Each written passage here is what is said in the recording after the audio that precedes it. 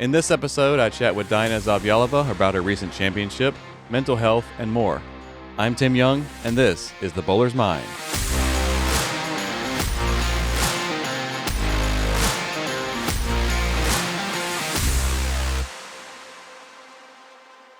Hi, Diana. Welcome to the show, and thank you for being here. Thank you for having me. So, very exciting life news. You got married recently. I did. Yes, I did. Very cool. Congratulations. Thank you so much. Yeah, it's been, oh my God, amazing. I have so many people ask me about my wedding and honeymoon because we combined it, and I can't explain in words because it was just so magical. And your husband's name is EJ, is that correct? Yes. And how'd you guys meet? So he works in a pro shop at Balance Bowling Academy. So I used to live in Austin, Texas, and then when I moved to Fort Worth area, that's where I met him. So he was drilling my bowling balls, and obviously I'm a bowler, and he works in a bowling industry, and just, small world. Was magic. Yeah. For anyone who may not know, could you kind of just give a brief history of your bowling love story, how you got into bowling, and kind of what brought you into the pros? I used to do all sorts of sports. When I was born, I was meant to be an athlete of some sort. I just loved sports of any kind. And when I was 10, I was doing different things from karate, skateboarding, tennis, floorball, bowling, piano. Did I say dancing? I was just doing everything. And the bowling started, my dad was bowling in league with this one bowling ball, and he was just having fun. And then he brought me with him one day. And I just loved the sport from the very beginning because it was very challenging, but yet it was very fun. And I had this woman approach me and my dad saying, hey, I saw from the corner of my eye, this young girl, she's having fun while bowling. And I happen to have this coaching program that she started for these very young kids, and asking if I was interested. And I said, of course, this seems very fun. And yeah, so then I started seeing her a couple of times a week to go bowl with all of the other, 8, 9, 10-year-olds. And they were just, not taking it seriously. And I'm very competitive by nature. So I want to bowl, I want to be the best. And I was progressing very fast. And so this woman said, oh, you're getting way too good for this age group, so you have to move up. And then she recommended this other coach, and then I would go see her, and then she would recommend someone else. I kind of kept growing in our Latvian bowling, and finding better and better coaches as I was, becoming better. And then I was so busy with bowling that I didn't have time for my other sports that I was doing, because I had to choose. So I was between all of these sports and I had to choose things. And I ended up choosing bowling because it was very time consuming. And I understood at a young age, if I wanted to be very good, I had to put in a lot of time.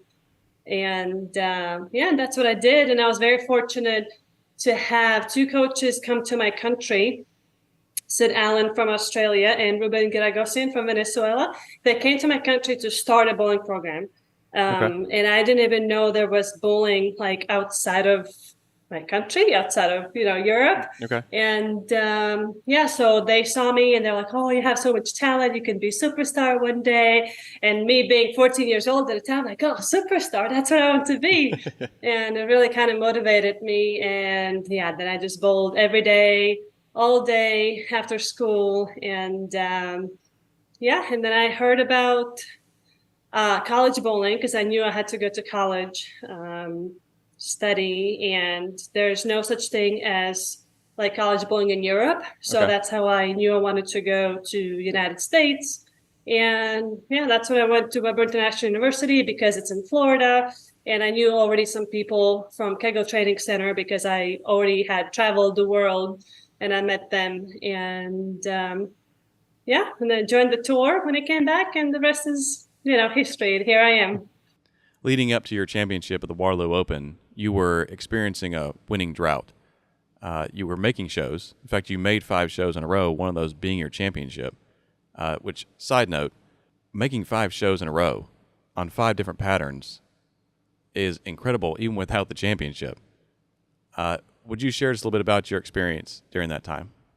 Yeah, at the time when I was bowling, I didn't really think about it. I just, wanted to bowl and I just wanted to win because last time I won was in 2018. And I had a rough season in 2019. And then, 2020 was COVID. And I had a very Right. rough year in 2021, post COVID and depression and like all the, it was just a very, very rough year. I actually almost quit bowling. Mm. Um, and then that's when I met my now husband, and he helped me to kind of get out of this very dark place that was in my life. And so a lot of like, good bowling, like I had to thank him for. But in 2022, I bowled really well. I made shows and I've been bowling really well the last couple of years. I can't remember now how many shows I made the last 2, 3 years.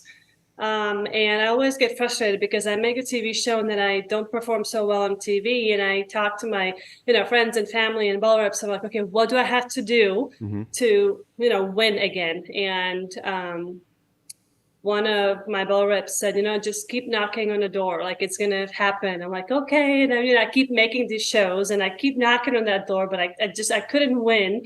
And so I made these, a couple of shows in a row, and I just get so flustered that I couldn't win because it seems like deja vu over and over again. And the ball ups were just like, just keep knocking, like just keep knocking, and you will win, like it's gonna happen. And I was so determined to win that when I made all those shows, like I in a way forgot that I made 5 shows in a row because I Mm. was so focused on, like this is my time, like I want to win.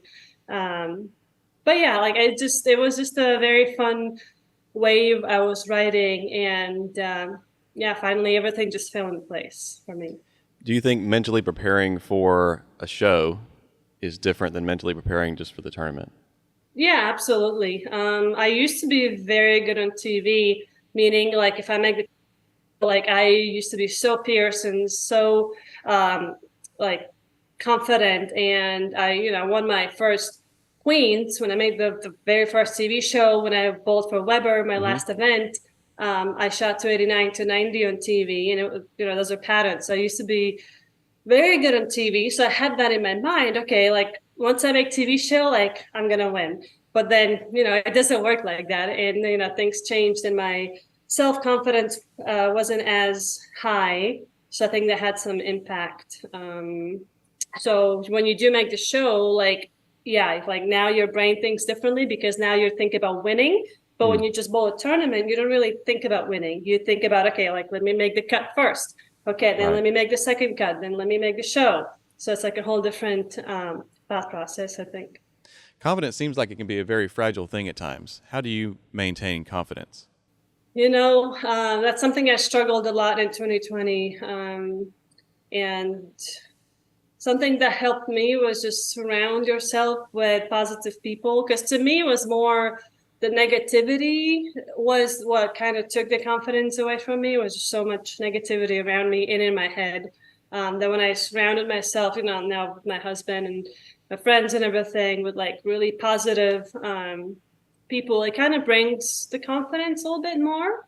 Okay. And just I worked really hard at my game, and I feel like I'm bowling really well, and just seeing like I made so many shows the last couple of years, like it gives you confidence for sure. You touched on it just a little bit, but would you kind of share your mental health story? You said you dealt with some depression. Could you kind of share a little bit, as much as you're willing to, kind of what led up to that, kind of how you found yourself in that place, and when you realized something wasn't right? Yeah, so my grandma, who I was very close to, Mm. she passed in 2020, and it was right before the COVID, and it Okay. wasn't due to COVID. She was just in hospital, and she had Okay. some health issues, and she was back home in Latvia, and I was here, and that's when the COVID happened, and that's where the travel restrictions happened, and I Mm. knew my grandma was in a hospital due to some health issues, and she suddenly passed away in a hospital. But it was just the way it all happened was very devastating because my family who lives in Latvia, they couldn't even come see her because of the whole COVID restrictions. So nobody was allowed in and out of the hospital. So, and I was stuck here. I couldn't, fly to see her also. So it was just the thought that she, passed alone in a hospital and none of my family members could be there. And when there was a funeral, like I couldn't even be there because of the, COVID restrictions and travel. And it was just very hiking. And in general, my grandma she was a very healthy woman. And my parents worked really, really hard when I was younger. So I actually lived with grandma. So she was like my second mom and she in a way raised me. So I was very close to her. So that was very devastating. And that was beginning of 2020. And we still thought that we had tour happening in 2020. And so they kind of kept, saying, yeah, it's going to happen. The tour is going to happen. We just have to push it later. They were kind of waiting, see what happens with this whole COVID thing. And they ended up canceling the tour completely. And that's something I do for a living. And like, and Everything being I taken away from you at once. Everything like was taken away from me at once, and I haven't had anyone very close to me pass away. So that was a very new experience for me, my grandma passing. And they took whole career away from me, not just from me, but like all of us. Sure. So it was just something I couldn't comprehend. And towards like the end of the 2020, I ended up hitting depression, and I was so.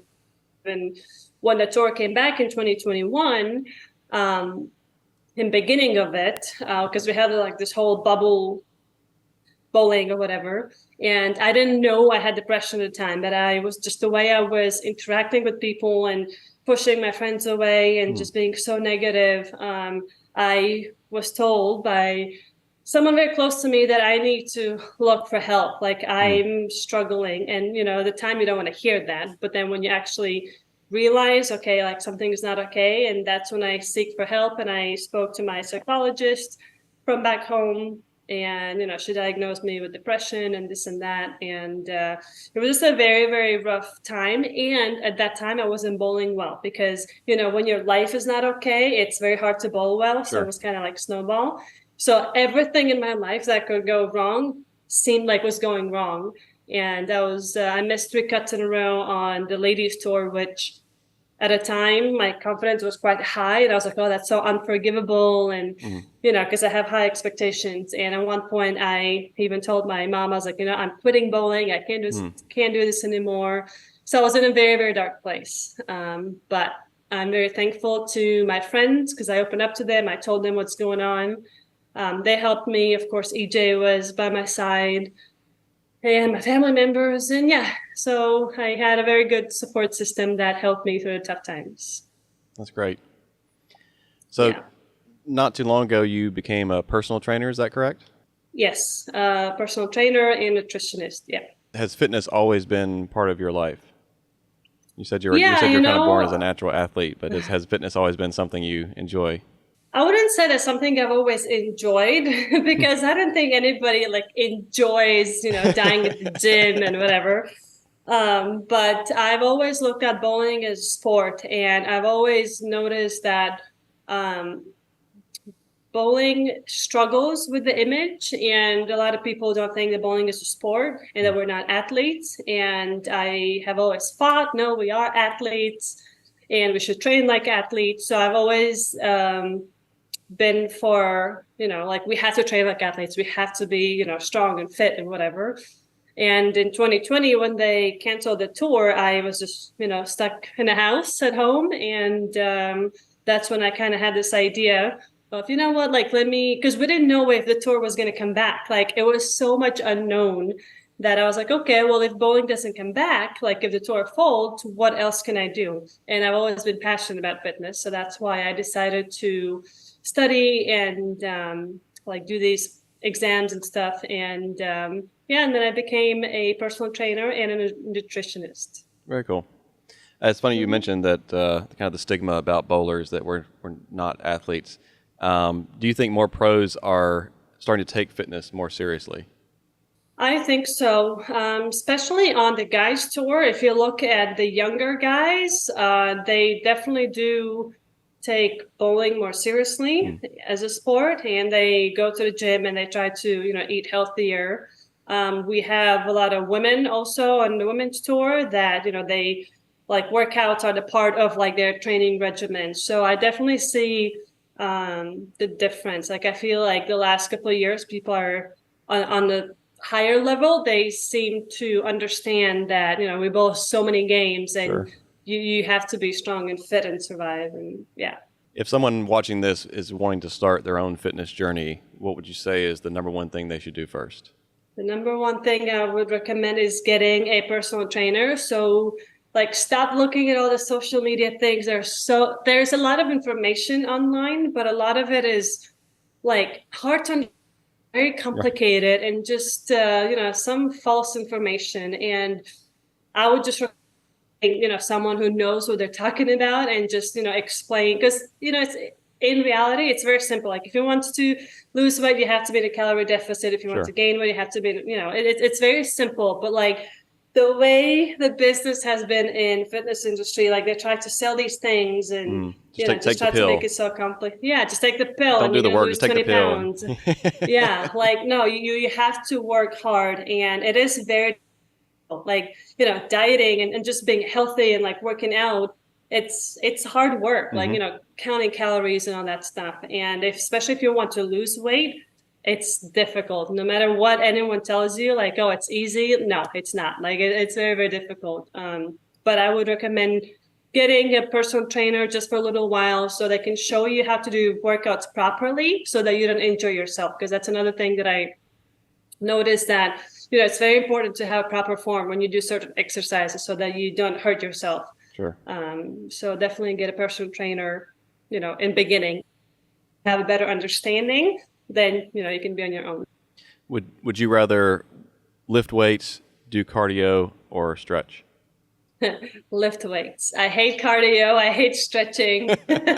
I definitely like to lift heavy weights, yeah. It seems like everyone always falls into one category where you either love yoga and you love that side of it, you like lifting heavy weights, or people that just can run all day long. Yeah, no. I tried yoga. It puts me asleep. Because we had yoga back in the college days, and we would like lay on the floor, listen to this like boring And you music just go to song, and you're sleep. stretching, and it puts me asleep. Like I would just start yawning and like get really bored. So no, definitely not for me. It's it has benefits and stuff, and great for the people that love it. But I like lifting heavy weights. Obviously, when you're on tour, you're not able to practice as much. But when you're home, how often do you try to practice?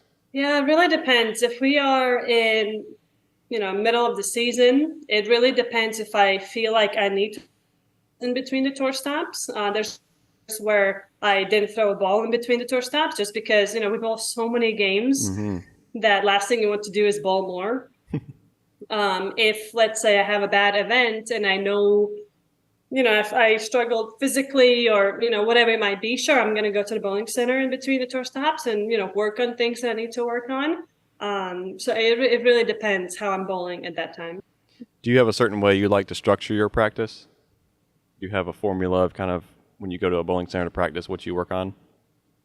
I'm not like, very like organized as some people, but I work on things that I know I need to work on. So I don't just go in and, throw the bowling balls just because. Like very rarely I do it just to kind of remind my body how it feels to throw the bowling Mm. ball.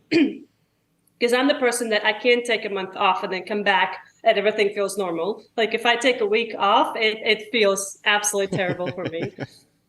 So it really depends. Like if I know I need to work on something, then I'm going to go work on that specific thing. Obviously, everyone's different. But if someone came to you and said, Diana, I want to raise my average in a year 5 to 10 pins, what do you think is something that they should work on first? Fundamentals. Because I also do coaching off season Okay. on the lanes. And the main thing that I see is that some people don't have fundamentals. So you have like people come up to me. They're like, hey, I want to have, improved release. I want to have 500 revs or whatever. And then I watch them bowl.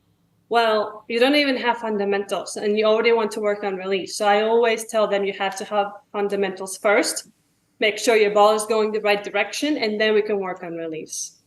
Do you have a favorite Storm bowling ball right now? My all-time favorite bowling ball is RSD X1 by Rotogrip, which is discontinued. My latest new favorite is Exponent, because that's the ball I just won with by 900 Global. Favorite Storm ball would be, well, Phase 2 is very, very good. So I'd probably go with the Phase 2 from Storm. The Phase 2 just seems to be just an all-around, like, Swiss Army knife for bowling balls. It just Yeah, seems it's so like that versatile. perfect benchmark ball. So I think I haven't seen anyone that doesn't like that ball, and it's very versatile and it's just the perfect benchmark ball, I think. What do you love most about Lafayette? You know, when I lived in Latvia, I hated it just because I used to travel since I was in my mom's belly, because my mom was flight attendant, my dad was fixing planes, so I've been traveling since before I was even born, and we always had this tradition with my family to go somewhere new for every New Year's or Christmas. So before I even started bowling overseas, I've already been to so many different countries, so I exposed to different cultures and different countries at a very young age. And then when I came back home, it seemed very boring to me. And I like exotic countries. So when I was growing up in my home country, I wasn't a fan of it. But then now that I live in the United States and I'm older, every time I go home, I actually appreciate my country a lot more. And it's just, I love the architecture of my country and just the nature, because when you're young, you don't care about architecture Right. and nature and whatever. So, but now I look at my country a little bit differently. It's just a very beautiful country in general. So I definitely love the nature and architecture. What do you feel like you've had to give up to get where you are professionally? Social life. A lot of times my friends would, go out and hang out and, do all the social fun things. And I would be like, sorry, guys, I can't go. I have to go practice. Because, I was at school until like 3:30, 4 o'clock. And then I would have practices in the evening. So I definitely had to give up a lot of like social time, like, time with my friends and like a lot of family time also, because my practices would be like from 4:30, sometimes 5 until like 8 o'clock. And then I had to go home and do homework. And so I really didn't have a lot of social life. Gotcha. How would your close family and friends describe you? It's actually a very good question. Let's say ambitious, a bit crazy, determined, and motivated. I think those are the things that my friends and family would say about me. Who or what has had the biggest influence on your life and career? My mom, she is my #1 fan. It is unbelievable. She knows nothing about bowling. She does like nothing. She knows nothing about bowling. But she never misses a single shot that I have. So like when I bowl on tour, with the time difference, because my mom is back home in Latvia, and when we bowl all day and all evening, it's middle of the night at home. She is up watching every single shot, no matter what. Even if I'm not on a live stream pair, like, and if I tell her like, hey, I'm not going to be on a live stream until end of the block, she's like, I don't care. I'm going to watch bowling anyway, and hope that you cross by and wave. She knows or you're whatever. there somewhere. Yes, so she's been my #1 fan, which is very cool, but also a supporter. And the times that I doubted myself, and when I had depression and my confidence was just non-existent, she was the one that kept telling me, hey, you can do this, like. And so she really kept pushing me. And I even actually have a tattoo on my forearm right here, and it's that's something that she keeps telling me, tuvari. It's in my language, and it means you can. And that's something my mom like kept telling me all the time. So yeah, she's definitely had the biggest influence in my life and in my career. Cool. What do you love most about bowling, and what keeps you coming back? I love the most the fact that I've been in so many different countries. I travel the world because of bowling, and I met some really incredible people. And my friends are because of bowling. It's yeah, seeing different countries and meeting awesome people. My favorite thing about bowling. You mentioned traveling. Do you have any traveling tips, as you cross borders very often? Yeah, my traveling tip is to stick with one airline. That's something I made a mistake when I was younger. I would just, look for the cheapest thing. But if you stick to one airline, you can actually build status, and you can bring bowling balls with you because, as we know, you can't just travel with one bowling ball. Like you Sure. have to have at least six, and sometimes it can be very expensive if you don't have a status. Sure. And I think it really pays off. So that would be my number one tip: is commit to one airline. What are you most looking forward to in 2024, and what are your hopes for next year? Like bowling wise? Sure, or life, Or, yeah. either, both. Well, this year has been phenomenal. I got married to my best friend, and I had an incredible season. I finally won after what seems like has been such a long time. And we are in process of buying our first home. So it's just this whole year has been absolutely incredible. So I'm looking forward to having another great season, especially with my roommates. I travel with Verdi and Daria all the time, and they're just phenomenal people. And we have such a good time on and off the lanes. Yeah, I'm just looking forward to next tour season. I really hope my wave of good bowling continues into 2024, and I just hope we continue to have lots of awesome fans. Like we have some really, really, really awesome fans that they travel, they fly just to come see us bowl. Last year we had this guy from Hong Kong. He flew for our entire tour stop, like the entire season. He was traveling with us from tour stop to tour stop, and I just really appreciate like those diehard fans. Yeah. And we have like some really cool ones out there. So just wanted to thank you guys for being awesome. And yeah, just thank you for your support. All the best next season. Hopefully we'll have you on again to talk about future championships. So yeah, I hope I don't have to wait another 5 years until I win again. That's so right. That's I'm gonna do my best. Well, thank you so much for your time, Diana. I appreciate it. Thank you so much for having me. Thanks for watching. Please share this episode with a friend, and don't forget to subscribe. We'll see you next time on The Bowler's Mind.